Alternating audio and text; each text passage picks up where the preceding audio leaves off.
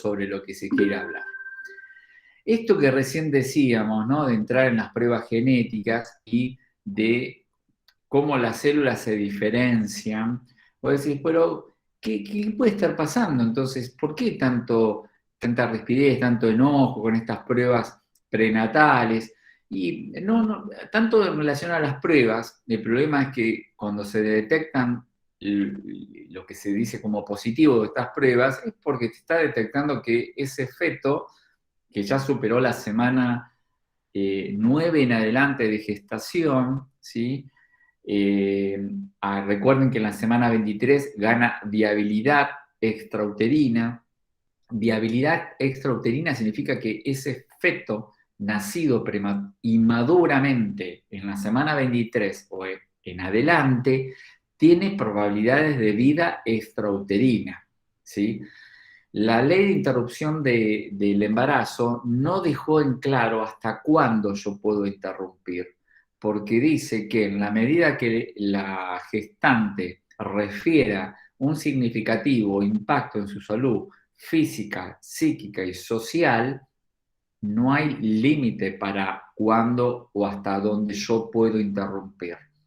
Por eso, ahí sí hay un tema ético, de decir, ¿hasta dónde usted puede interrumpir la vida de una persona por nacer por problemas que le son a usted propios? Porque del otro lado tengo a alguien que también tiene derechos.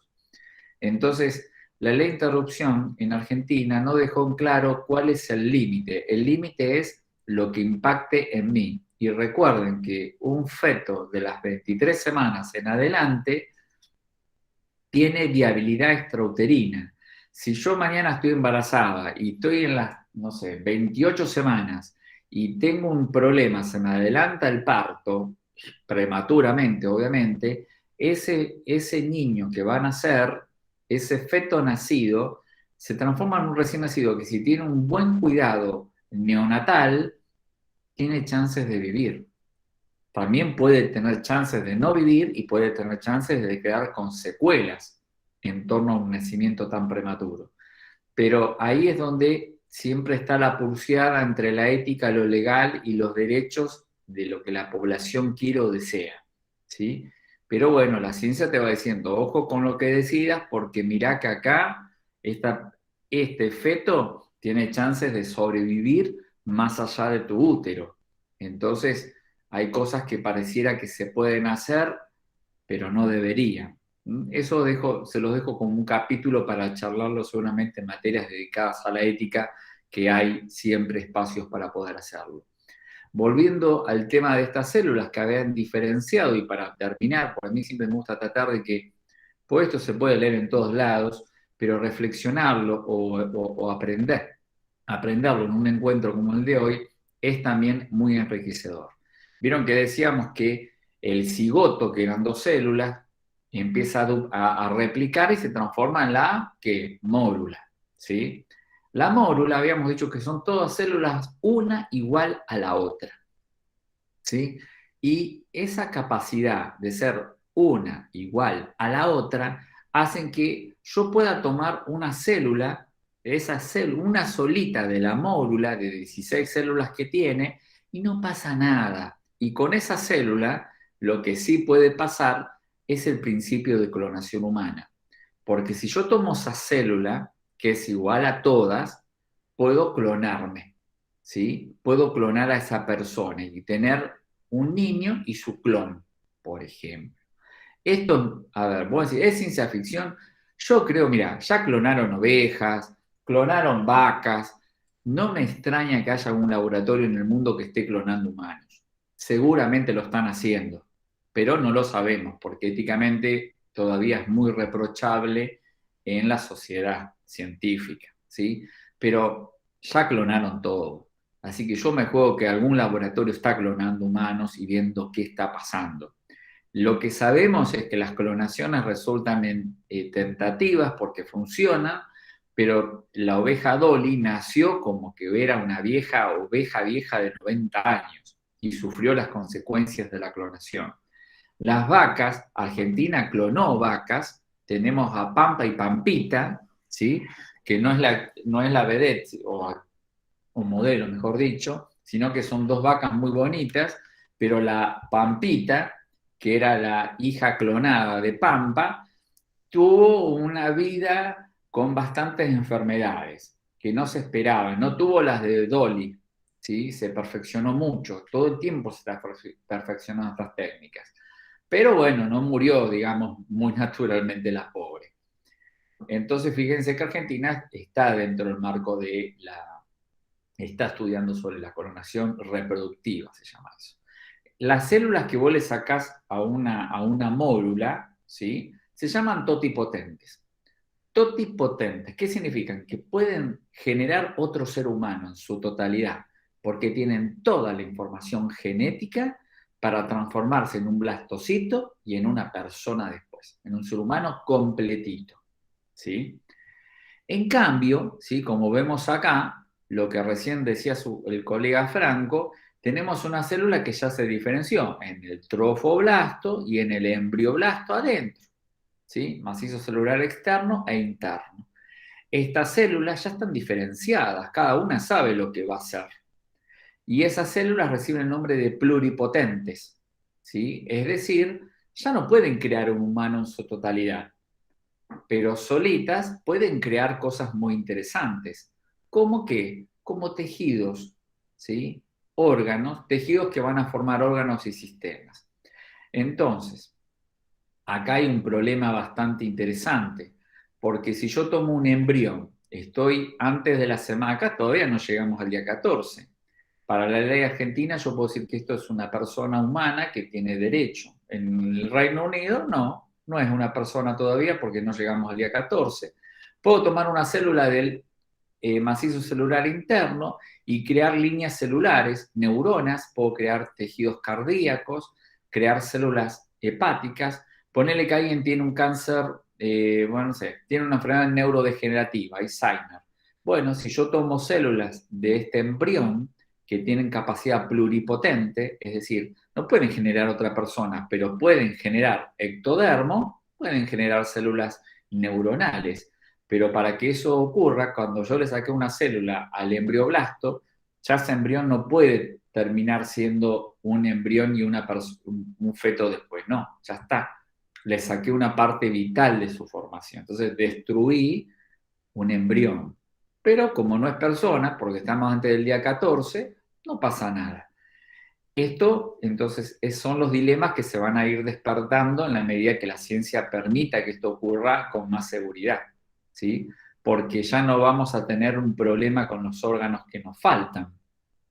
Si yo entro en lista de espera de un órgano, por un riñón, que puedo estar, no sé, 10 años dializándome a la espera de un riñón, bueno, puedo buscar que un ovocito se fecunde con mis células, ¿sí? De alguna manera buscar una forma de clonación o solamente la fecundación de un ovocito de una donante y tomar células del embrioblasto y que me generen un riñón que me falta, ¿sí? Con tecnología de bioimprinting, que es bioimpresión de tejidos, con estas células del macizo celular interno pueden hacerme un riñón en un par de meses. Pero para eso yo destruí un embrión. Y para la ley argentina, destruiste una persona por nacer. Entonces, fíjense los alcances que empiezan a tener estas cuestiones de la biología finita, ¿sí? Que por ahora están lejos de nosotros en Argentina, ¿no? Pero hay países que están muy detrás de esto, y el Reino Unido está a la vanguardia de la utilización de estas células. Ya vamos terminando, tranquilos que hoy vamos a terminar más tempranito, no vamos a terminar a las 5, vamos a terminar mucho antes, porque esto es, ya le digo, es medio pesado. Bien, vamos a unos estudios que ya vamos acercándonos más a la Argentina, los estudios que nos hacemos convencionalmente cuando embarazamos.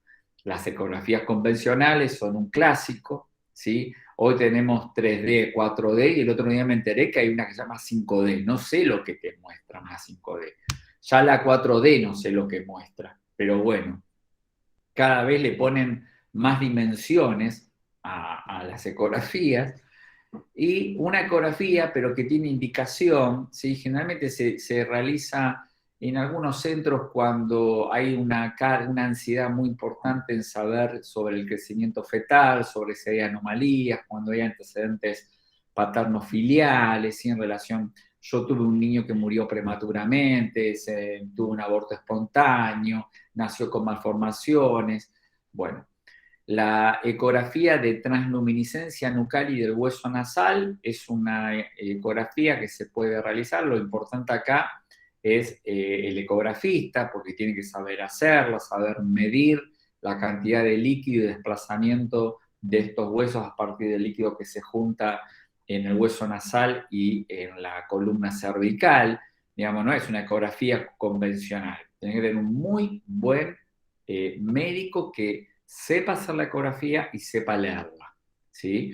Porque si no te va a dar... Profe, Sí.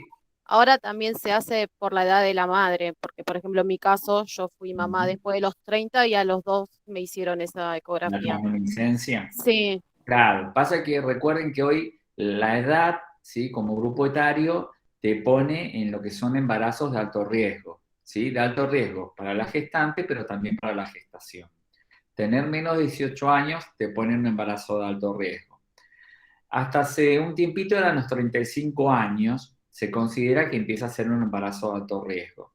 A veces, bueno, un poquito de años menos, si tu obstetra lo considera, te lo va a mandar a hacer, ¿sí? Pero los límites es 35 años y 18 años. Sos menor de 18, hacemos la video de transluminiscencia.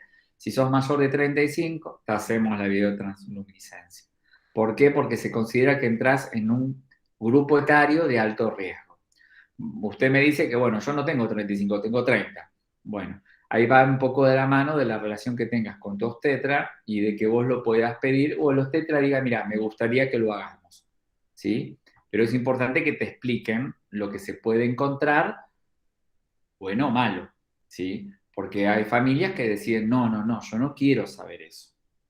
Y otras que dicen, sí, quiero saberlo porque a veces, bueno, detecta algunos problemitas que pueden inútero hacerse operaciones fetales para corregir, por ejemplo, la espina bífida, ¿sí? El Hospital Universitario Austral es de los primeros hospitales privados de Argentina que ha realizado con el Hospital Italiano cirugías inútero, ¿sí? Niños que se les detectó malformaciones congénitas en el tubo neural y para evitar la exposición del tejido nervioso durante la gestación y que te nazca un niño después con trastornos en la movilidad de miembros inferiores y el manejo de sus esfínteres, se corrige eso prematuramente. Estando vos embarazada y estando ese feto dentro del útero, a menor exposición, menos secuela, ¿sí? Entonces lo que vamos a ver rapidito es un poco el estudio para entenderlo, para que vean que no es nada del otro mundo. Estamos acá nosotros apreciando un bebé de aproximadamente 13 semanas, donde vamos a evaluar lo que es la morfología, ver si hay riesgo de malformaciones fetales. En general estamos viendo que este bebito se encuentra en muy buenas condiciones. Esta es la técnica adecuada para medir la translucencia nucal y el hueso nasal. Vean ustedes el hueso nasal, se ve una estructura hiperrefringente, alargada. Encima de ella se ve una estructura más pequeña, hiperrefringente, que vendría a ser la piel.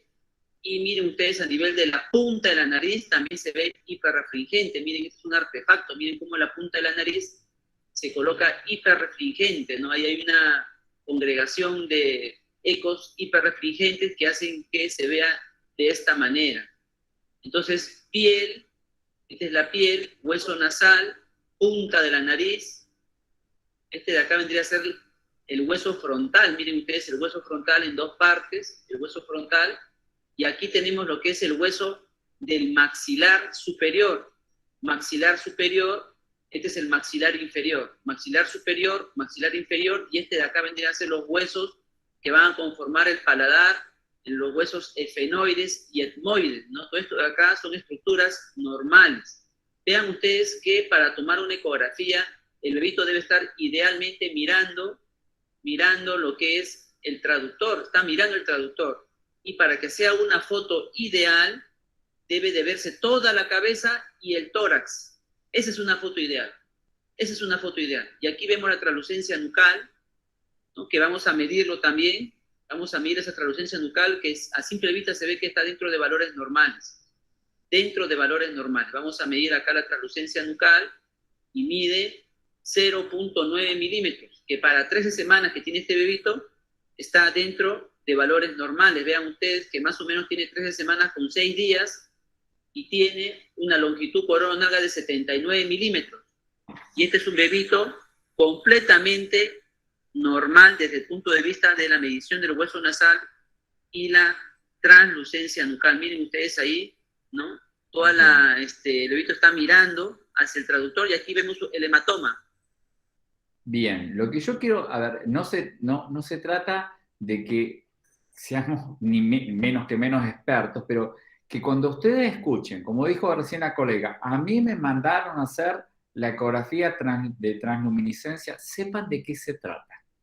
Sepan que se trata de un informe ecográfico que lo que va a mostrar es el desplazamiento que puedan tener los huesos nasales y también el líquido que pueda acumularse a nivel cervical y que desplacen los tejidos óseos, ¿sí?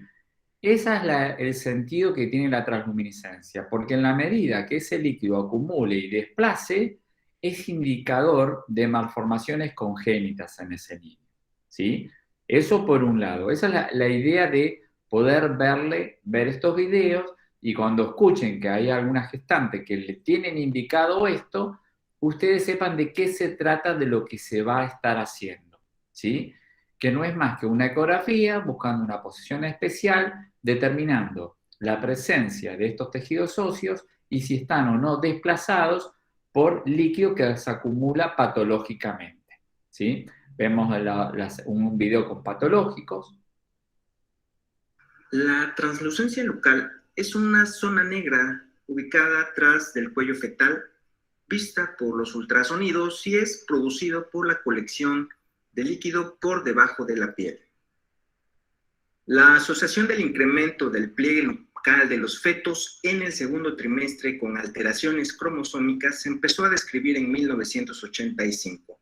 Una asociación similar se observó en el primer trimestre, pero en esta fase del embarazo se propuso el término translucencia nucal para designar la región somnolucente situada en la parte posterior de la nuca fetal. Entre la 11ª y la 14ª semana de la gestación es momento en el que el sistema linfático fetal está en desarrollo y la resistencia de la circulación placentaria es alta. Todos los fetos desarrollan una colección de líquido cuantificable ecográficamente en la zona de la nuca. El incremento de la translucencia nucal responde anatomopatológicamente a edema nucal, circunstancia que se asocia a muy variadas situaciones patológicas. Esta variedad etiológica sugiere que no existe un único mecanismo fisiopatológico causante del edema nucal y explica que se hayan propuesto diversas teorías. La medición de la translucencia nucal se debe realizar sobre una visión sagital del embrión. La medición debe realizarse cuando la longitud cefalocaudal del feto se sitúe aproximadamente entre 45 y 84 milímetros, que corresponden más o menos a las semanas 11 y 13.6 o 14ª semana de la gestación. Se debe de utilizar un equipo de ultrasonido de alta resolución capaz de medir en décimas de milímetro, que disponga de opción de cine y de buena capacidad de ampliación de la imagen, antes o después de congelarla. El feto debe estar en posición horizontal sobre la pantalla. Debemos ver claramente el perfil fetal y debe estar en una posición natural, con la cabeza en línea con la columna vertebral, no flexionado ni en hiperextensión. La imagen embrionaria debe ser ampliada, de modo que idealmente solo debe incluir la cabeza fetal y la parte superior del tórax. La ampliación debe ser tan grande como sea posible y siempre tiene que ser tal que cada pequeño movimiento de los punteros produzca solo 0.1 milímetro de cambio en las medidas y ocupar al menos 3/4 partes de la imagen. Al magnificar, la imagen es... Bien. Como yo decía, no se trata de que nadie de nosotros esté diciendo que hay patología, ni que dio el informe patológico, no. la intención es armar un glosario en este sentido. Cuando ustedes escuchen que alguien tiene indicación de ecografía de transluminiscencia, es por lo menos saber qué se va a estar queriendo hacer o qué se está queriendo conocer. Se está queriendo conocer alguna aberración cromosomática que lo que desencadena es una acumulación anormal de líquido que desplaza los huesos cervicales como también los nasales. Y eso se puede cuantificar a partir de la semana 11 a la 14 aproximadamente, es el mejor momento para que esto se pueda realizar, ¿sí? No estamos haciendo diagnóstico, pero lo que estamos conociendo son ejemplos de pruebas que podemos hacer prenatales para conocer el estado de salud de ese niño en crecimiento. Para ir terminando, ¿sí? Ya terminamos. Hay pruebas de genotipo, ¿sí? Estas eran de fenotipo. La ecografía convencional, la ecografía de transluminiscencia son de fenotipo. Es lo que ya está expresado. El problema ya está. Se está mostrando y se está viendo. En cambio, las pruebas de genotipo, como hemos aprendido hoy tempranito por la tarde, el genotipo que ya mira el genoma, mira a algo que está circulando y que se le puede atribuir algo de una enfermedad, pero por la presencia de genes.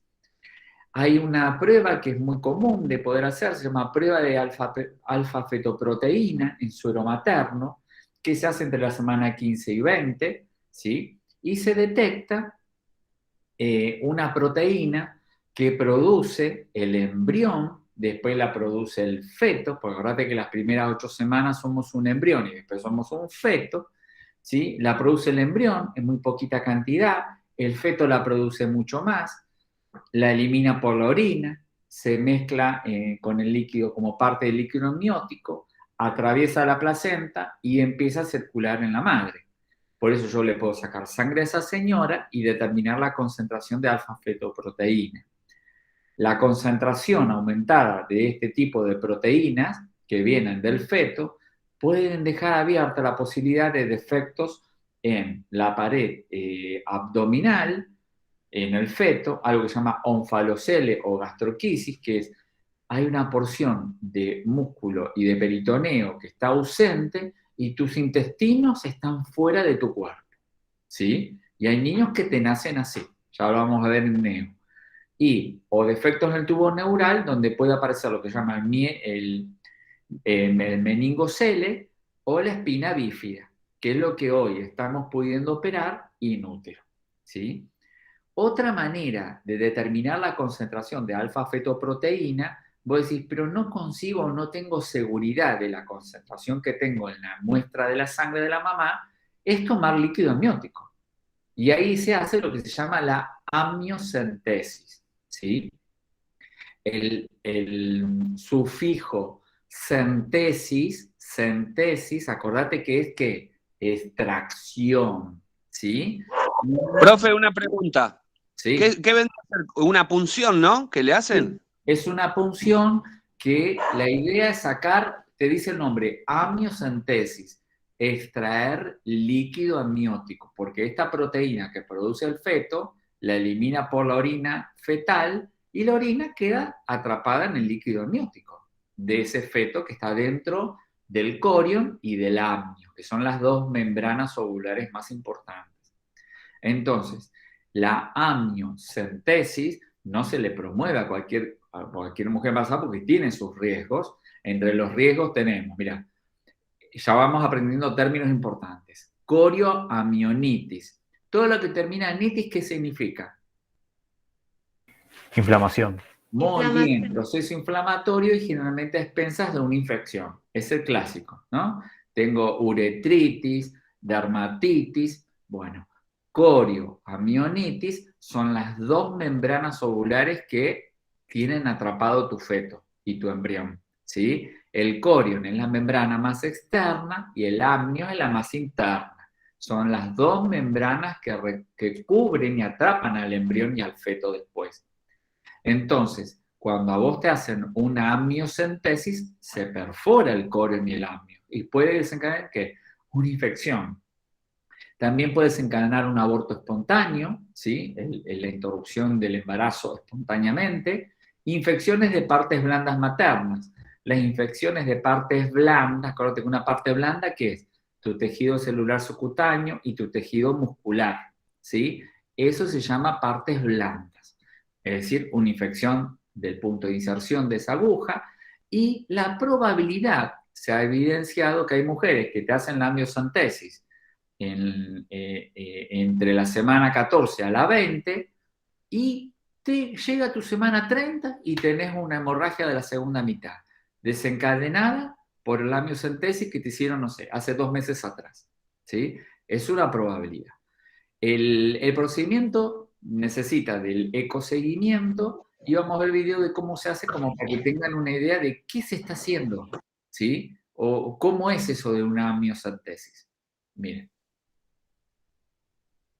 Está en árabe, pero la idea es ver el procedimiento. Bueno, yo digo árabe por cómo está escrito, disculpen, pero creo que es algo parecido.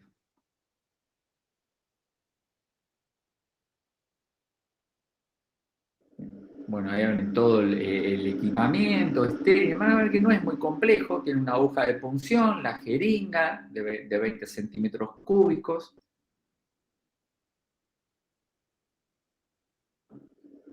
La colocación de guantes estériles con una técnica estéril. Bueno, ahí no se puso muy bien los guantes. Ustedes habrán advertido que los guantes no se pusieron del todo bien. Bueno, ahí sí está un poquito más prolija la colocación de este segundo guante. Porque antes lo había tomado desde afuera, no desde adentro. Bueno, le pusieron una música media tétrica. No es un procedimiento como para ponerle esta música, pero bueno, se la pusieron. El ecografista lo que tiene que estar muy supervisando mucho es que obviamente la aguja no puede entrar en contacto con el feto, obviamente.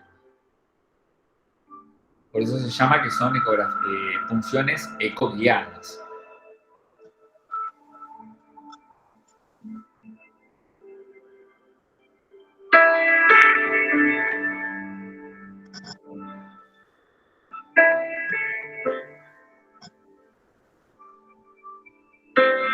Ahí va a ser la antisepsia de la superficie de la piel. Recuerden que hacemos antisepsia en la piel, nunca digamos desinfectar. Se desinfectan las cosas, la piel se hace antisepsia. Cuando paso alcohol, antisepsia. Si paso alcohol en una mesa para trabajar, ahí hago desinfección.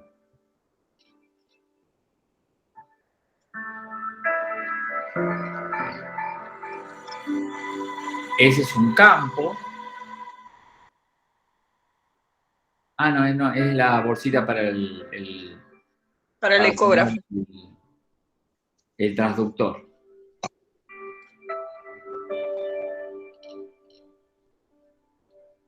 Porque a veces les ponen un campito fenestrado, que son esos campos estériles que tienen un agujerito en el medio. Está bien, era para que no se contamine ahora con el transductor que va a pasar sobre el útero grávido.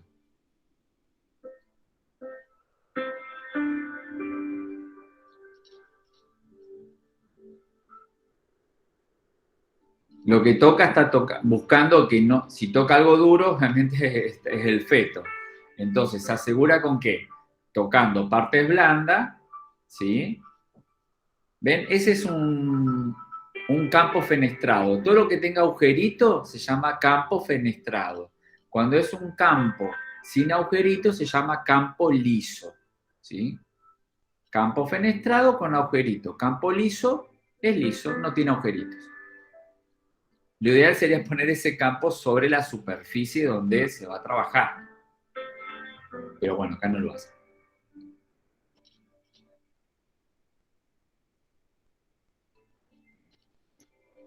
¿Ves? Ahí el médico está todo el tiempo mirando dónde entra la aguja y que no me toque el feto. Mira que ya este feto está entre 11 a 14 semanas, es un feto grande. Ahí entró la aguja. Van a aspirar un poquito de líquido amniótico para la determinación de las alfa-fetoproteínas que están en el líquido amniótico y que a veces no terminan de circular en cantidad suficiente en la sangre materna.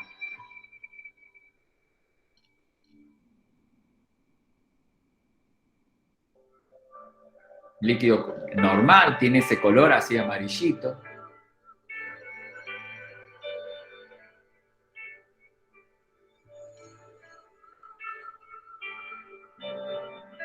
Ahí está corroborando la frecuencia cardíaca fetal para ver que no haya taquicardia.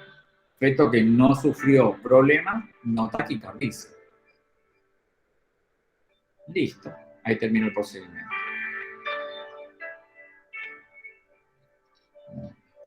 La idea de esto es que tengan noción de lo que cuando vayamos a la práctica y escuchen que algo se hizo o se va a hacer, tengan una idea de lo que ha ocurrido o va a ocurrir. Bueno, por hoy vamos a terminar. Nuestro próximo encuentro va a ser heavy, porque ya vamos a hablar de fecundación de implantación. Hubo cositas que ya hablamos, por ejemplo, diferenciación celular, hoy ya lo vimos. Entonces vamos a ir de la fecundación y la implantación, vamos a repasar un poquito el ciclo hipoficiario gonadal, con eso conmigo lo van a revisar de vuelta, además de haberlo visto en un trabajo práctico y con el profesor Legio. Hay cuestiones que ya estuvimos viendo, el tema de dónde se fecunda, ¿sí? Los diferentes días y estadios de cigoto, mórula, blastocito, diferenciación trofoblástico-embrioblástica, la gastrulación hoy ya la vimos, y vamos a ponerle mucha energía a lo que es la placenta y circulación fetal, más todo lo nuevo que ya voy a habilitar porque es lo propio que tenemos que ver el sábado 25, que es el sábado que viene.